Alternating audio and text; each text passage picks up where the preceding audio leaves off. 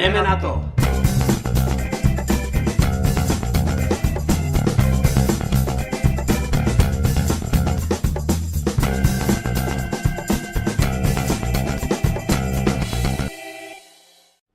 A co budeme vařit dnes? Dnes jsem si na tebe nachystal specialitu sushi. Znáš sushi? Sushi, no jistě, Máš rád Japonec. sushi? Jo. A naučíme se připravit pravou sushi rýži. Mezitím si nakrájíme suroviny, které bude potřeba. Budeme používat čerstvého lososa a okurku. A pak se naučíme, jak se zamotá sushi rolka. Souhlasíš? Souhlasím, a ten losos se nemusí jít chytat.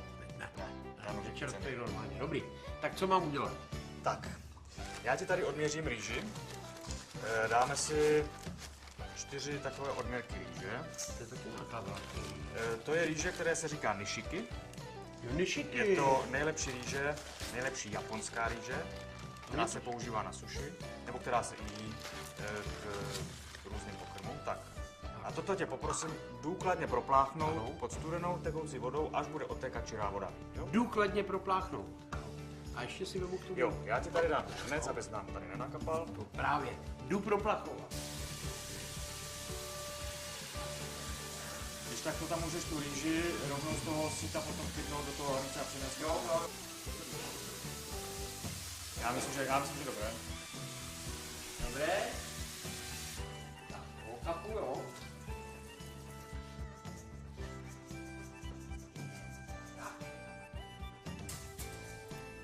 Si to tam nech. Jo. Tady máš důkladně propláchnutou rýži.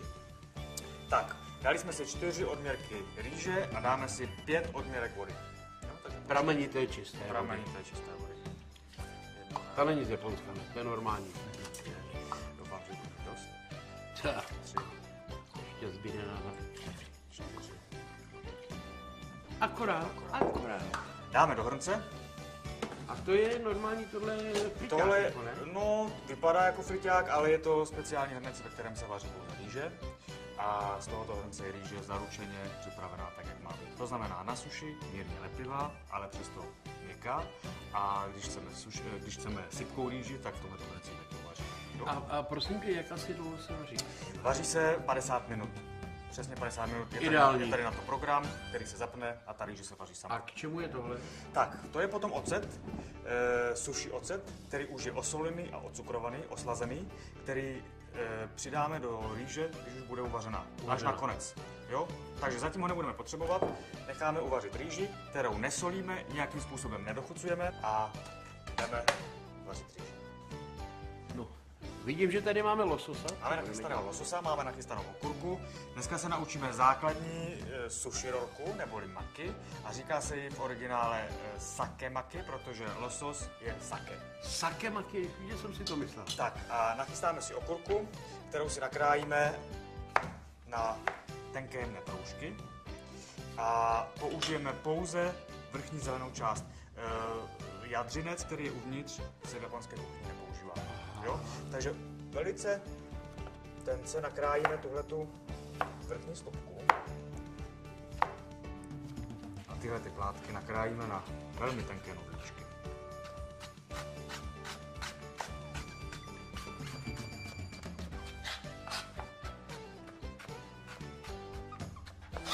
Tak, okurku máme.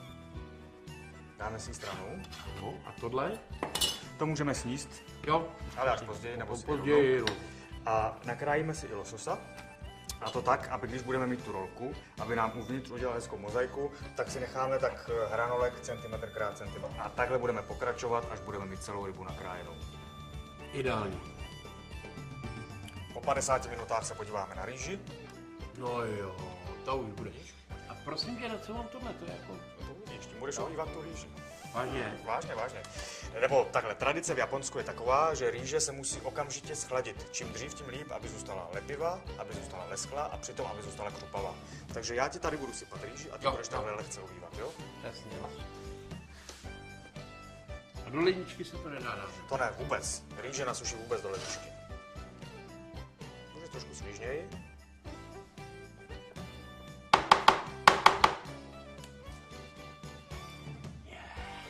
Když se na tu rýži podíváš, tak je lepivá, ale přitom, když ji dáš do pusy, tak bude lehce al dente. Je to nádherný v tom hrnci, že se to nepřipěká. Od toho je ten hrnec výborný, může žít celý den udržet teplou. My potřebujeme na suši rýži teploty 30 stupňů Celsia maximálně.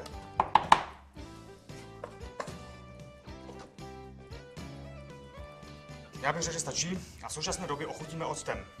Je to ocet, je to rýžový ocet, ochucený cukrem a ochucený solí. Takže dáme si ho tam tak deci a pak můžeme dochutit. Je lepší, když je ta rýže více kyselá, více slaná, více sladká, takže když toho octa dáme více, ono ještě nasákneme tu rýži doprostřed, dovnitř. Můžeš to zamíchat důkladně, všechno se vším. Chutnáme? Chutnáme. Jako na uchutnávání, to někdo starý vždycky. No ale to je. Má dobrou konzistenci, ale je málo kyselá. Málo jo. Málo. Ono to ještě vsákne. A ono je to sladkokyselé. Sladkokyselé, tam je cukr, sůl a ocet. Takže ještě promícháme. Sushi původně vzniklo tak, že v Japonsku je vlhko a je tam teplo a do takto ochucené rýže balili ryby, aby jim vydrželi. Oni se totiž potom neskazili a pak to někdo ochutnal a udělali z toho sushi. Jsou šikovný. Jo? Tak ještě jednou. Teď to ochutnáme ještě jednou radši. Teď bych řekl, že je to akorát. Takže rýži máme připravenou a jdeme dál. Prosím tě, k čemu máme ten jekor tady? Co to je? Myslíš to? No. To je mořská řasa. Jo, tak to není koberé. Rysovaná mořská řasa. Když se podíváš, tak ona má takové naskládané, jak textilie, naskládané listy, vysušené. A tu budeme používat na zabalení té rolky, na zabalení té maki. Už jsme si říkali, že se jí říká sakemaki. Jo, sakemaki, ano. Losos, rolka je maki. A když bychom použili celou tuhletu řasu, tak bychom měli tu rolku asi takhle tlustou. Ale když chceme mít hezky, tenkou, decentní, tak použijeme jenom 2/3. Takže třetinu si odstraníme. Můžeme nožem nebo nůžkami, lepší je to nůžkami. Dáme zatím stranou. Když děláme maky, tak tu hladkou stranu, tady je taková matná, tak tu hladkou stranu dáme dolů. Položíme si na spodní, položíme tu si matnější teda, jo? Dáme matnější nahoru. Lesklá je dole, jo. A naneseme vrstvu rýže. Vrstva rýže by měla být tak maximálně půl centimetru, aby lehce prosvítala ta tmavě zelená barva. Jo? Budeme k tomu používat, aby se nám ta rýže nelepila na ruce, budeme k tomu používat vlažnou vodu. Takže si namočíme ruce do vlažné vody.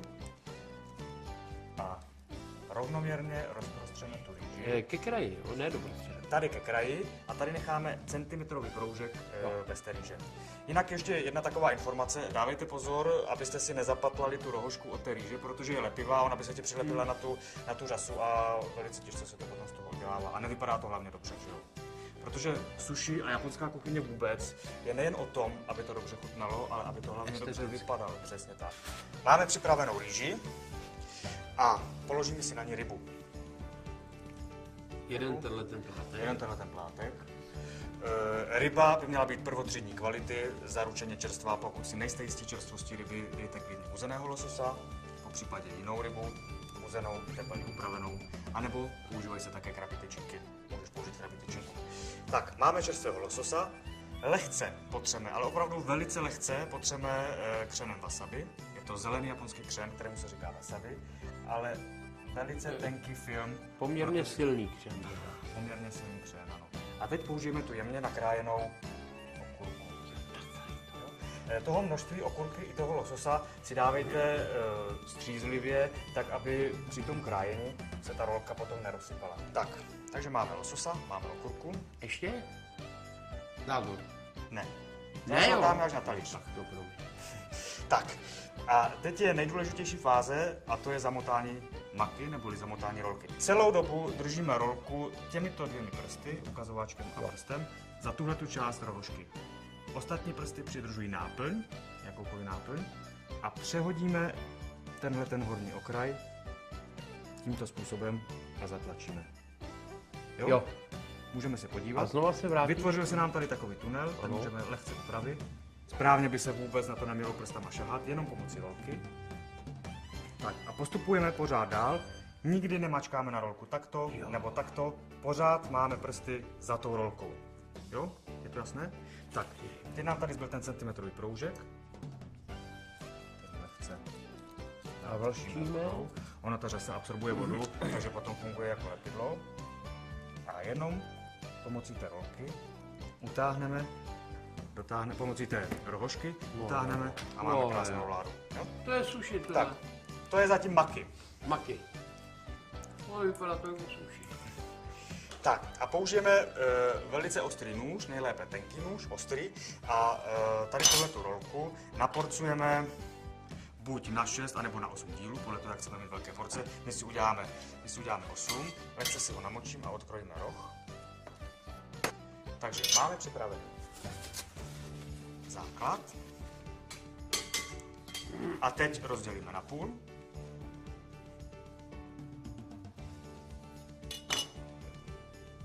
No, to je nádherné. S nožem pořád pracujeme, pořád musí být čistý, protože na něm se nalepí rýže. Kdybychom ho neočistili, tak nám strhne tu řasu.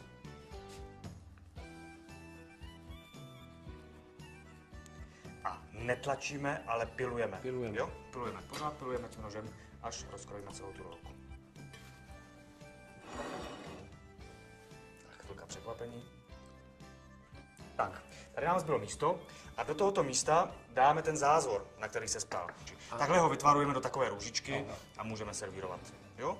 S tím, že ještě potom na stůl dáme sojovou omáčku a můžeme takto servírovat